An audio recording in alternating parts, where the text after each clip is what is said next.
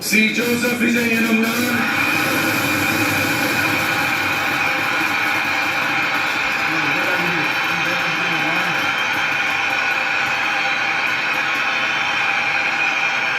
சட்டப்படி அமைக்கப்பெற்ற இந்திய அரசியல் அமைப்பின்பால்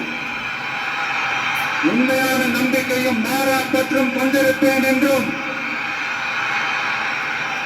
இந்திய நாட்டின் ஒப்பில்லாத முழு முதல் ஆட்சியையும் ஒருமையையும் நிலை நிறுத்துவேன் என்றும் தமிழ்நாட்டு அரசின் முதலமைச்சராக உண்மையாகவும் உளச்சான்றின்படியும் என் கடமைகளை நிறைவேற்றுவேன் என்றும்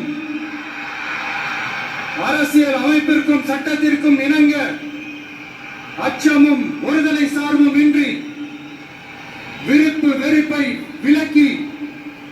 பலதரப்பட்ட மக்கள் அனைவருக்கும் நேர்மையானதை செய்வேன் என்றும் ஆண்டவன் மீது ஆணையிட்டு உறுதிமொழிகிறேன்.